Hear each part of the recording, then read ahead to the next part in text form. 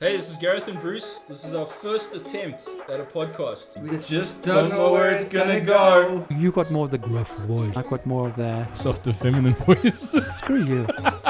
Hey. Hey. I don't know, I felt a little snobby when we hit 10 episodes. Okay, that's an interesting question. The two of us can be Vin Diesel. Gareth can drive like him. And I can You look can like look him. Welcome to Spaghetti Junction. My name is Gareth, My name is Bruce. and we talk about things. We just don't know where they're gonna go. go. Hello and welcome back after a while to the Spaghetti Junction podcast. Yeah. It has been a while. What's your name? What? See, this is why I do the Sorry. intro so much better. It's been so long I forgot.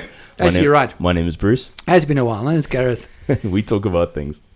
Sometimes we just don't know where it's gonna go. Yeah, we've sorry guys. Yeah, exactly what you're saying. Our episodes have been like one every 2 weeks lately. Yeah, it's been mad. It's been shocking. Yeah. And not because of us. It's been issues with what our topic's going to be. Exactly. Interesting enough. So Here we go. So hang around for that. But yeah, we are sorry that things haven't gone on properly. But unfortunately, it's been out of our control. Circumstances beyond. You mentioned Avatar, and that they were bringing it back. In expectation for the first for one, the second one. Yeah. While the greatest news that I heard of that, because I mean, and it's even how much I like the movie. Mm-hmm. The greatest thing, since it's been back, it has made more money. That it has beaten Marvel from being the number one, the most watched movie. I mean, the movie that's made the most money. Nice. Is now Avatar again. Suck it, Marvel. Suck it, Marvel. That was why I was like, you know what? I'm glad it's back, but because Marvel can't come back. Well, I mean, no, they can't. Oh, let's not get into that discussion. No, but the point is, Avatar is now back to where it belongs. And That's fantastic. I was quite happy actually. Yeah, it's quite tempting to What? go and watch it. On the I will big actually screen. watch it again. I think depending, because I mean, we actually haven't mentioned what's happening with me. It's been so long. Oh yeah. Yeah. All of the latest plans. The latest. This is how planned I am. I don't know if it's here or not. You know what? I don't know. I had a piece of paper. I was going to show you a piece of paper. Then I was going to not show them and then make it into a whole story. I'm too tired for that. So we've known this for a while and we're going to mention it on the group, but fuck, this whole bloody Eskom pile of shit. Partly also one of the good reasons why I am going. I booked my ticket a while ago and I'm out of here end of the year on New Year's Eve. Exactly. Yeah, that sounds so exciting. Yeah. Yeah. No, I'm not excited that you're leaving. No, I'm saying I'm excited for you No. for the opportunities thank you. and for the new life chapter. New life chapter. Yeah. Wow. Okay. Yeah. I hope someone's warned New Zealand that you're coming because man. Well, they didn't do that when Brendan went to Australia, so And look what happened. look what happened. Idiot. Not him. Yes. So no, I'm sure somewhere. No, I actually hope they haven't warned. Otherwise, I won't get through. I'm customs actually, Yeah. so let's not rather warn them in advance. We get flagged. Exactly. So I fly out, and I can say that a lot of people. I wouldn't say most, but a big portion of people cannot say this, that I will have had my New Year's over the whatever ocean I'm going to be. Very cool. Very cool. Yeah, because it's from here to Qatar. Qatar. Mm-hmm. And Doha and Qatar. That's my first stop off, and then waiting for like 3 hours, and then up on the not plane. too long. No, it's good. And then I end up in New Zealand. The only thing is that I end up in Auckland at 1 o'clock in the morning. Ooh. But the ticket was cheaper. So Dude, whatever. suck it up. I don't care. It's fine. Yeah, so I'll leave here on the 8 o'clock in the morning on the 31st. Arrive in Auckland on the 2nd of January with a full flight Take of you 2 days. 20. Yeah, the first flight's about 6-8 hours, and then the second is 18. So looking about 24 hours in the air. Yep, that's the way it goes. They just happen to be on the other side of the world. It's all good, man. It's all good. Just get there. Wow, thanks. Yes, so we'll, so that's going to be the fun coming up. I'm sure we'll work out how to do podcasts when I'm there. Yeah, we will. Yes. Is yours blue, by the way, your drink?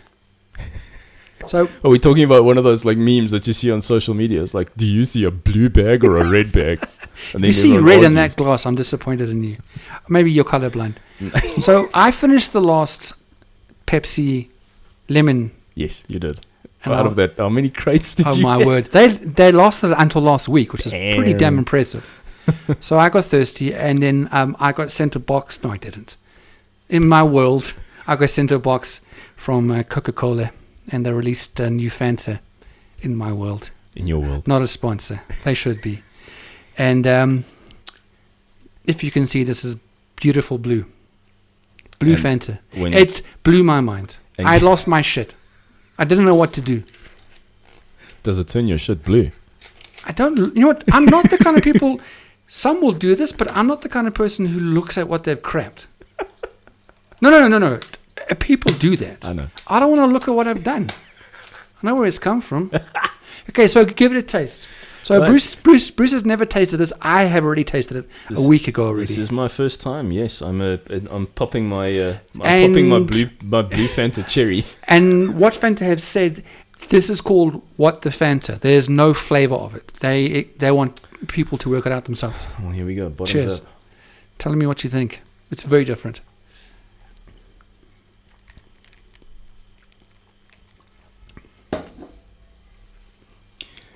It almost reminds me of what I thought it would taste like, Which is? which is kind of like your typical bubblegum flavor of Okay. a lot of blue drinks and a lot Okay. of like blue like ice lolly ice creams and stuff. Okay, yeah. That was one of my thoughts. Honestly, but I can't. That's about as close as I can Yeah. think of. But other than that, I can't Yeah, exactly. tell you what specifically. That's why I like it. Yeah. I actually don't want to know what it's made up of because then it makes me dream every time I sip it. So to me, yes, I thought bubblegum and I thought blueberry. A possible blueberry in there. Maybe it's a Or bit candy of floss. bit of a mixture. And Those- stuff, yeah. Yeah, I'm sure it's a mixed up brand. Pleasant flavor. It's not. It's Pleasant. nice. Wow, pleasant flavor. It's nice. Bruce calls this pleasant flavor. I thought I drink a lot of soft drinks. I think I only really You don't drink. say when I'm here, when you're here, when I'm here, Yeah. when someone's here. We need to We're have all a- here. I don't have soft I'm drink here. last. I went to Burger King earlier in the week and I had Pepsi, so that's about last. You always do, eh? Always have Pepsi at Burger King. It's the way to go. That's it. Right. No.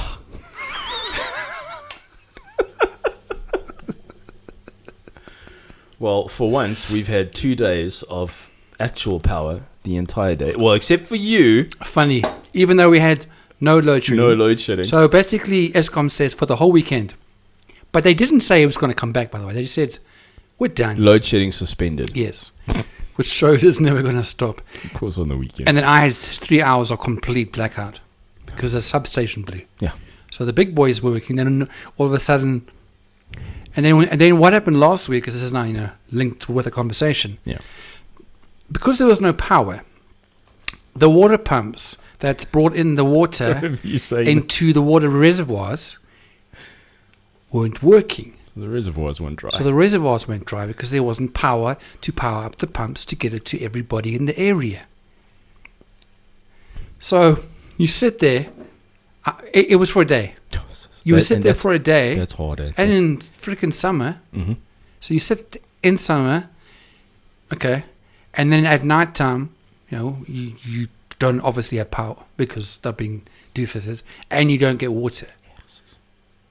So you can't drink water. Okay, you know what? I can, like bring some water back, back from work. Yeah. But what happens if you want to flush the toilet? Exactly.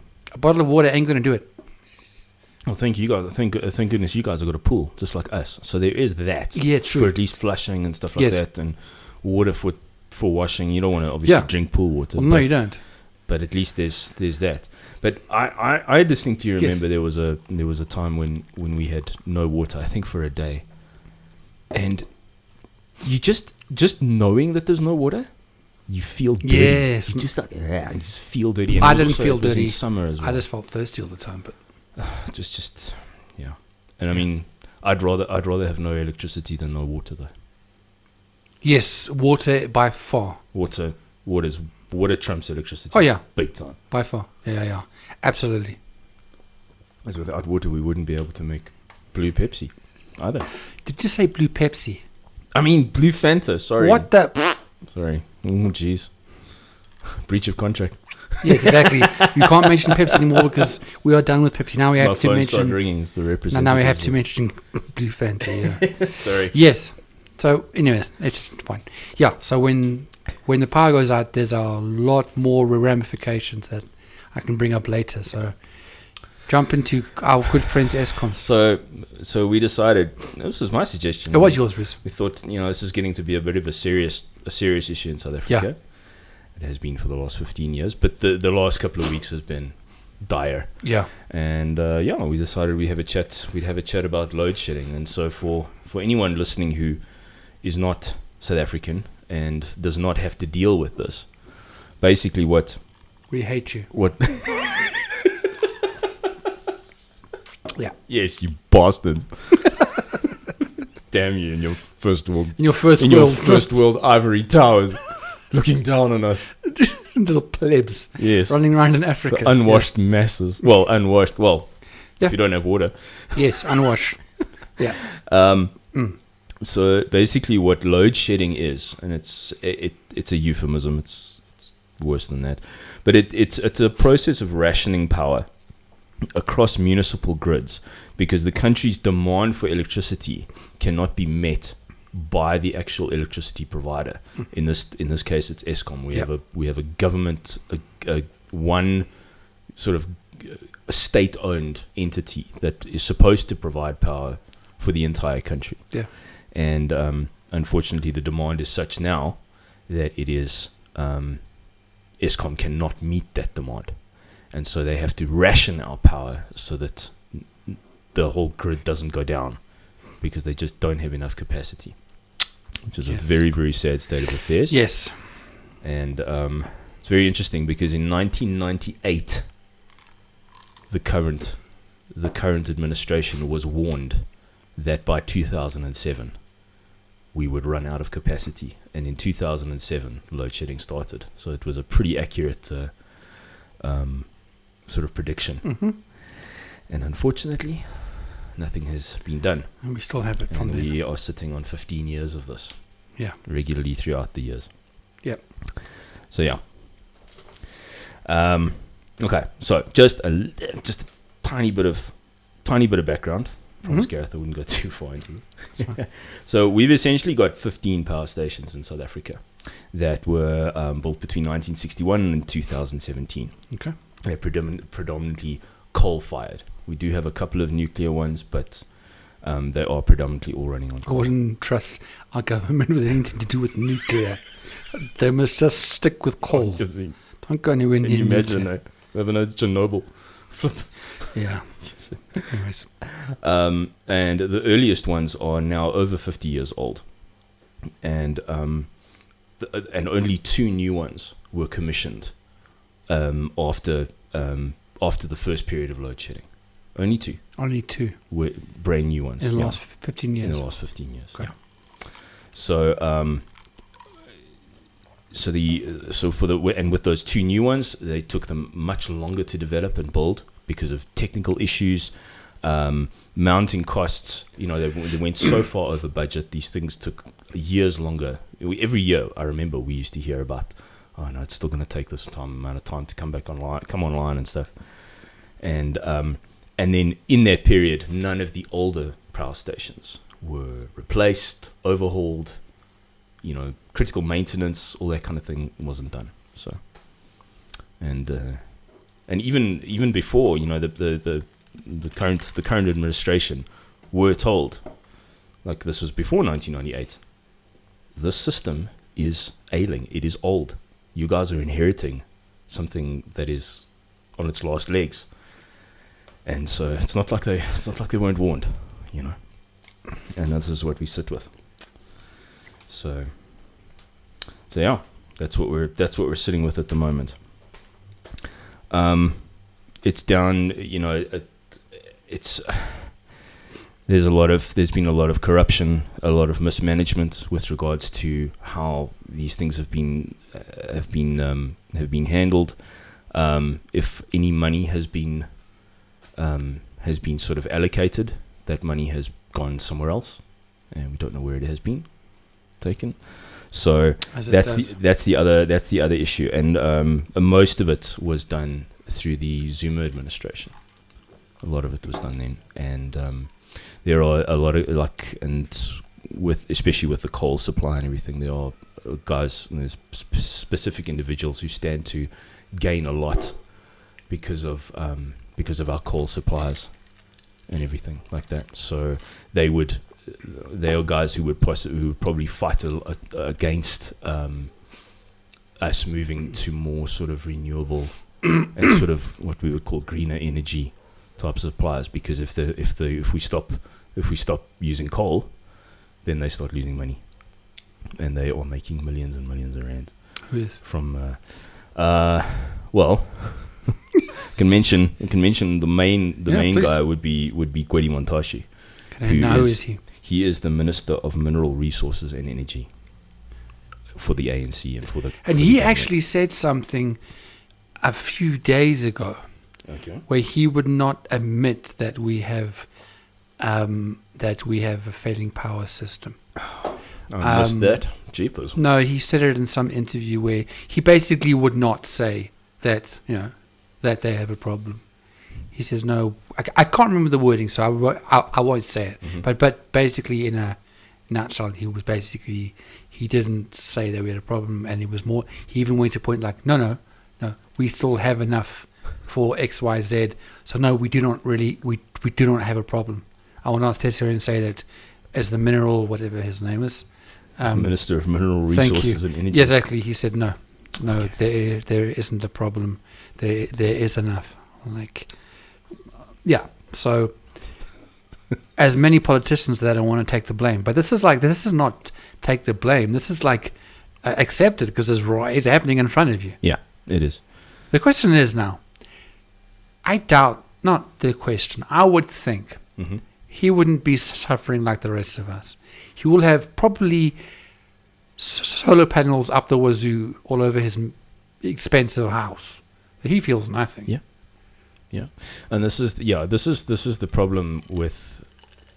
This is a sort of a governmental problem, you know, all over the world. Is you get to those levels of power, you are completely disconnected from reality, and you do live in cloud cuckoo land, because everything's fine for you, and if you don't just have a natural empathy towards the for the struggles of others, you're gonna make statements like that. Yeah. Like, what problem is there? I don't have a problem with my electricity. My lights are on all the time. Yeah, because you're Gwedi freaking Montashi. You know. So yeah, that is the issue, and so fortunately we do have an ally in the fight who's that? His name is Andre de Ruyter. Okay. And he is the current CEO of Eskom. That's the worst. Can you imagine him and the CEO of South African Airways? South African Airways used to be the worst, being the head of Eskom. No. It's very interesting. Because there's been so many, by the way. Yes. De Ruyter was headhunted for the job. Hey? It was quite interesting. He was offered the job, and he decided to take it.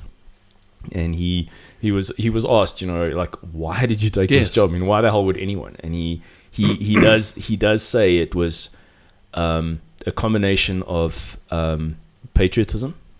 He loves South Africa, and also a sort of a certain amount of naivety that he could possibly make a difference. And I mean, well, thanks for stepping up, because no one else did. Yeah. And what's quite interesting, he took I think he's been, I'm not too sure of his background. I think he has been in energy supply for the last 30 years. That's what that's his background. So he's pretty qualified. Yeah. He took a 20% pay cut, and he doesn't even get medical aid from Eskom to take on this job. So he actually helped them out. Yeah. He took a I would imagine that they don't have a lot of money, although the amount of golden handshakes that the previous CEOs have, yeah. Yeah, exactly. So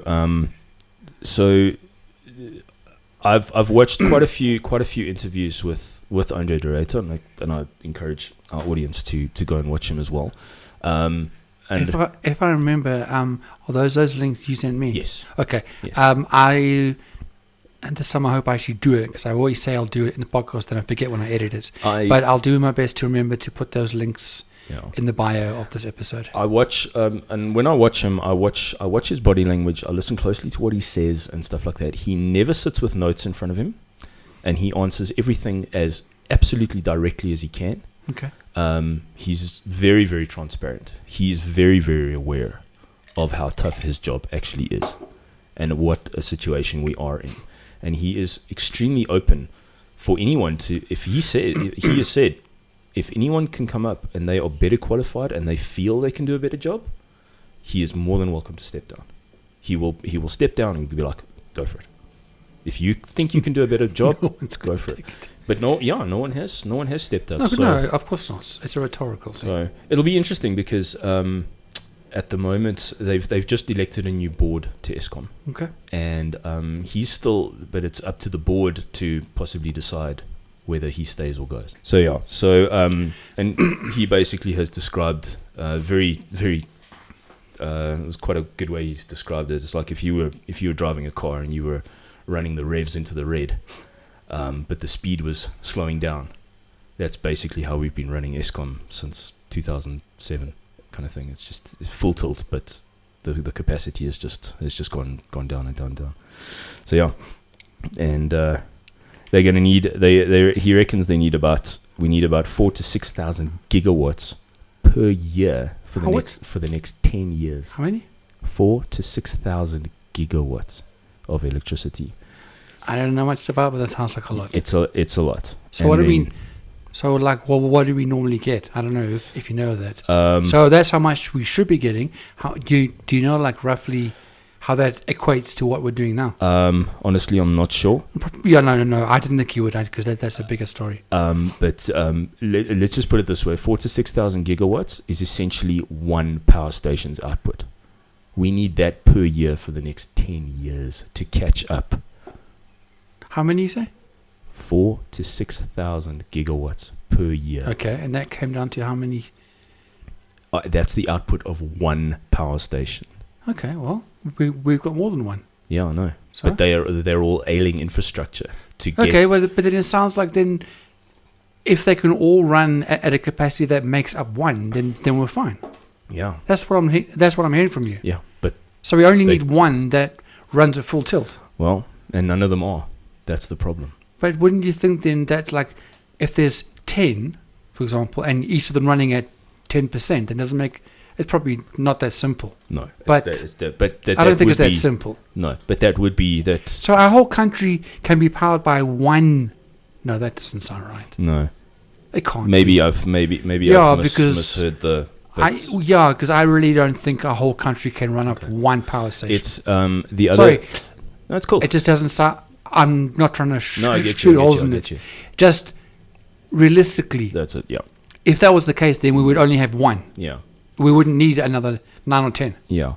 Sorry. I think that the other factor that we're dealing with is the storage capacity for to have the power in reserve.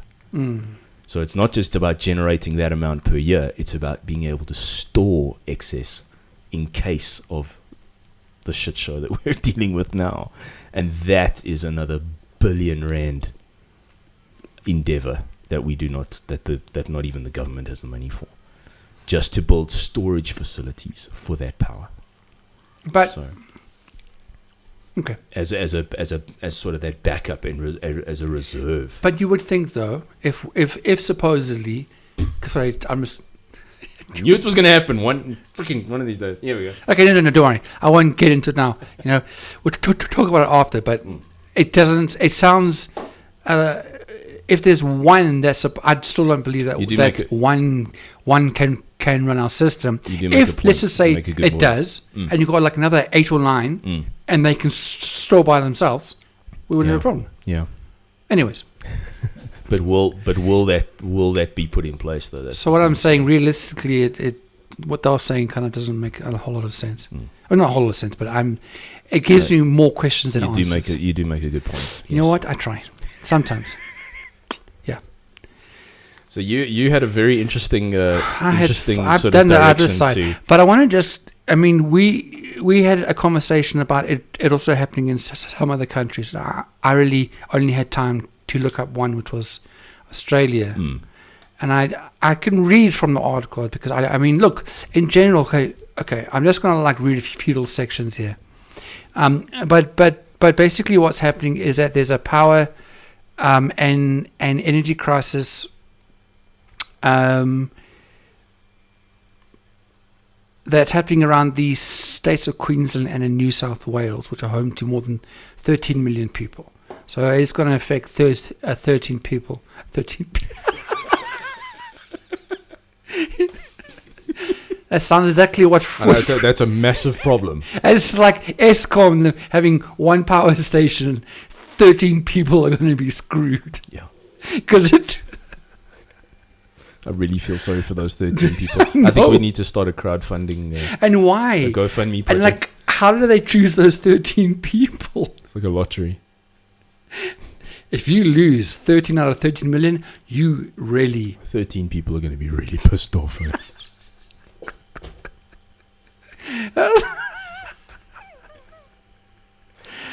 Wow. Joyfulness. Okay. But this is what I found interesting. Okay, is that Australia's energy market operator, they operate all them. Yeah. They took the unprecedented steps on Wednesday, this past Wednesday, of suspending the electricity spot market across eastern Australia to ensure it can keep the lights on amid a string of outages at coal-fired plants. Oh, look at that. So they've actually stopped any form of power going out of the country, which I think is one of the... I read somewhere that it was the first time that's like ever happened. Who do they help with power? I didn't look into that. I don't know. Okay. I didn't look into that. Cool. And they were saying that even after that, they were saying that power supply will remain tight, and they urged households in the most populous state, which is New South Wales, to conserve its power. Right. And it's first since such requests since the power crisis began in May. So they've been having problems since May. Yeah. So like I say, I went into the story. That's a nutshell. Basically, they are also screwed. But I don't know the full reasons why their coal plants, coal depots, why exactly they've been breaking down. Maybe they've had issues, they didn't work on them properly like here. I don't know. Yeah. It's nothing like here, but if you are those 13 people and you're in like a first world country, that would be a problem. You kind of will be asking questions. So anyways, that's just a side thing. It is happening, and I think you mentioned in the UK as well. I did hear about some things in the UK, but I haven't looked too much into it. Okay. But it's yeah. Okay, so interesting. Australia is one of the world's top 3 producers of gas and coal. I didn't know that. Wow. But about a quarter of the East Coast coal-fired power stations are currently offline. Ooh. A quarter. Because of outages and maintenance. Then they obviously blame it on, on the Russian-Ukraine thing, which is quite apparent, so you can't really. Because Russia's invasion of Ukraine had seen an export spike in demand, export demand for Australian gas Okay. spike. Right. And then also they had a cold snap, which also. And the last thing, I'll just read what the energy minister said. He said that he had confidence there was enough supply in the system to avoid load shedding and blackouts as long as there were no further outages. So as long as an outage doesn't happen, they're okay. Okay. But he told Australians to expect a bumpy winter with low temperatures, coal station outages, geopolitical pressures, and record East Coast floods combining. Ooh. So it's possibility that some places are going to be out of power. I don't think it's going to be like here. But from reading this, if we hadn't experienced it, we'd be like, it's a whole... But we kind of can relate. I don't think it'll get like this. No. But from what I'm reading, from what I understand, it's on the precipice of like, if something really, really bad happens, on top of what's going on now, Yeah. you're going to have blackouts for a while. Well, let's hope that this galvanizes the government into doing something about it before it's too late, because Yes. nothing got done here. Yeah, we should be like a manual to the world. What happens if page one, I think, South Africa? yeah, they're watching. Yeah. They're watching whether the people who are actually concerned, whether their voices are actually going to be heard and heeded. Yeah. That's another story. I mean, it's always nice to think that as your country, you want to be known for stuff, like amazing things and sports or music or philanthropic things and whatever. And right now, I think the biggest thing that we're known for right now, well, it could be our You're gonna power go. system. You're gonna go to New Zealand. New Zealanders are gonna go. So Gareth, I heard you're originally from South Africa. And Gareth is gonna be like, no, I don't know where you heard that. Nah, New Zealand, born and bred. Through, I just changed my accent Yeah, no, just to fool you. I don't even know where South Africa is. Okay. I think it's in Africa. Yeah. Might be in Africa. Yeah, somewhere. I remember Maybe in the south. I'm talking to one. I think it was on. Oh yes, it was one of my gaming times back in the day. And we were gaming and stuff. With the headset and the mics. I was having a chat to this girl in America, and she said, "So where are you from?" I said, "South Africa." I kid you not. She said, "So where in Africa is that?" So I shut off my microphone and ran away from her so that she died by herself in the game. Ghosted. Yeah, I can't. So what happens if the power grid fails? We kind of are picking up. And it is kind of like a fun thing, but at the same time, I read it and I used to laugh at this. Now I'm like, okay, if power did get to a point where we were getting more than not, and it kept on going, I've been reading that this can go on till at least March next year. And then they would have to work out what's going on after that. So we're going to be on this off and on the whole time. Yeah. So, and this, you're welcome to jump in at any time you feel excitement. So this is not in an order. Okay. But things, one of the basic things that we find when there's no power, refrigeration. Okay. Your fridges are off. Absolutely. Your freezers are off. That's it. Okay. But now they're saying, what happens then if it's at a local shop? Okay. So, for example, I think most of our shops now have generators. Yeah. But what happens if they couldn't afford to keep the generators going after a while? Yeah. There's no power now in the shop.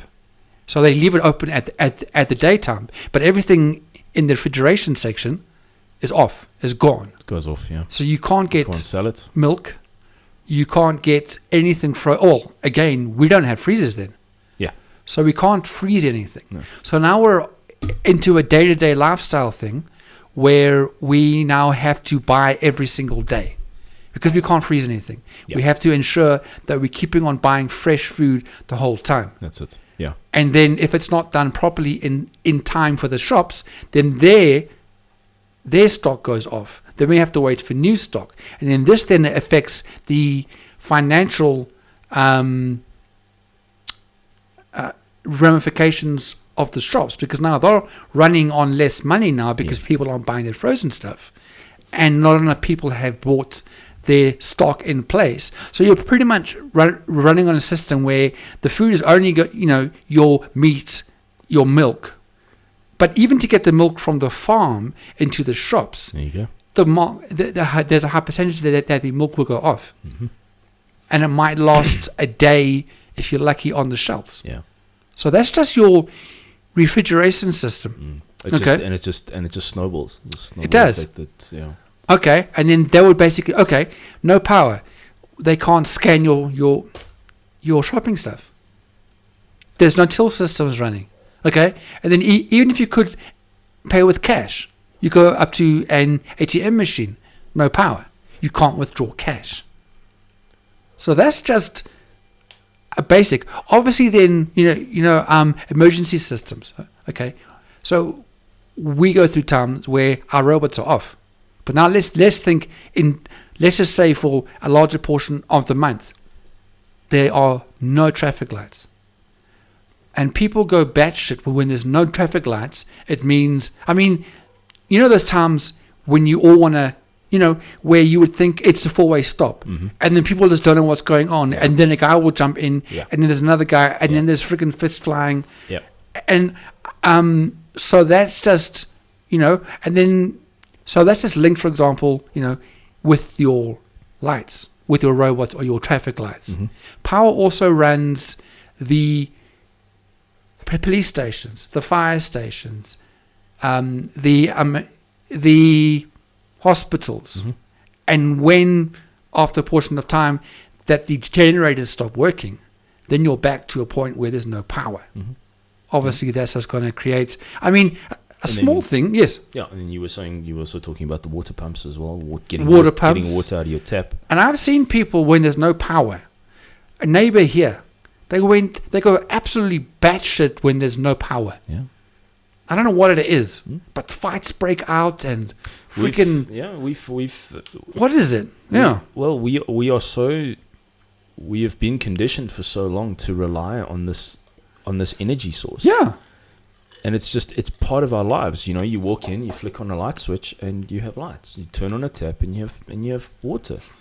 It's natural. And it's just this completely normal thing. So when that goes down, and you realize, and you've gone, like, okay, fine, we're used to a couple of hours, we don't have power, blah blah blah, whatever. But what if that turns into a month, 2 months, 6 months, a year? Now, I didn't bring in the whole thing of solar power. So solar power is possible, but it's only for the well-off. Because unfortunately, it still look very expensive. Yes, a system can run anywhere from 40 to 120,000. And the average people on the streets cannot afford solar power. No. Now, here's another one which I only thought of now.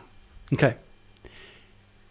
Being the person in the area who has solar power, wouldn't you think, if people are going batshit already, it gets to a point where a bunch of people aren't happy, the person on the hill has power, and we can't do shit? You're a target.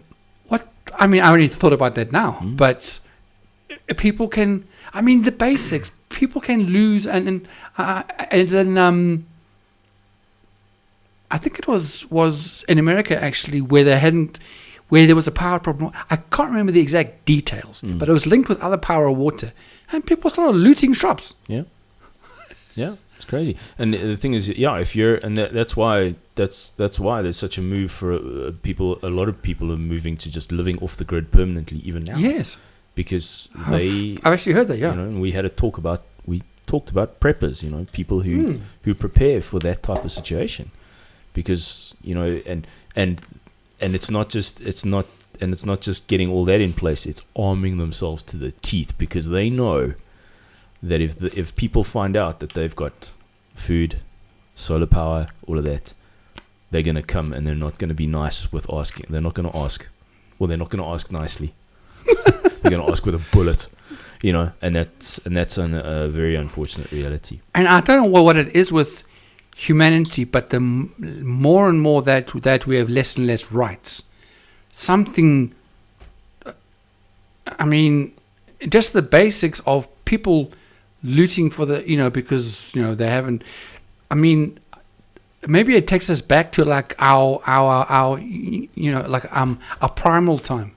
I think it does. And people just lose their shit, and then all of a sudden we have like I don't know if it would happen, but if it got to such a point of having no power, no water for a period of time, I think we would have a lot of more than unrest. Yeah, it would be anarchy. I think there'd be chaos happening because that would be a complete breakdown of infrastructure, of everything. Laws would not apply. No, there would not be the country would collapse. Absolutely. So on that exciting note, we're at the 40 minute mark. Go, let me leave you with something positive. It's not going to happen, okay? That's like really like we're never going to get to that point. Let's hope not. No, I don't think it's ever going to get that bad. But if it does, I'll send you a postcard. And so will Brendan, I'm sure. Rowan as well.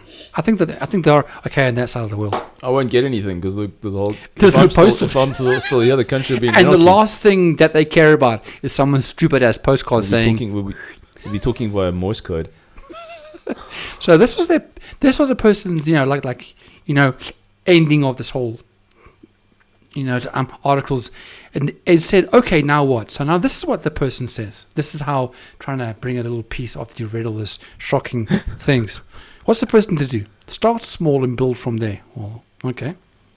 Sit down, and make whenever things like going chaos. Sit down and make a list of how your life would be. Okay. So this is before this chaos. They're saying, sit down, make a list of how your life would be affected should such an event occur. Buy some emergency supplies. Plan for cooking and warmth. Learn how to grow sprouts. Okay. One sprout to rule the one sprout to rule. Anyways, what is that? One ring to. Oh, I should know the Lord of the Rings thing. One ring to rule them all, and in the darkness bind them. I only know that part. Wow. Well, there we go. And then they mention in here, most of all, do not go to a place of fear. Yeah. And that actually is a good, serious point. Yeah. And then they also say, educate yourself. And I remind you to avoid the fear-mongering, conspiracy theorizing websites that will guaranteed be everywhere. Definitely. Like they did with the virus, and just put people on everywhere like a vomit. Yeah. So don't worry, it's not going to happen. But like I say, I'll send you a postcard if it does. No, I don't. Well, what's your view? I don't think it's going to get to that point. I can't. You don't? You think it might? No, I don't think so. I hate to sound negative, but I don't know. I can't say one way or the other. Okay. I don't actually want to say one way or the other. Why? What'll happen if you do? I don't know. Those 13 That's why I don't want to people, say anything. Those 13 people. They'll come find you.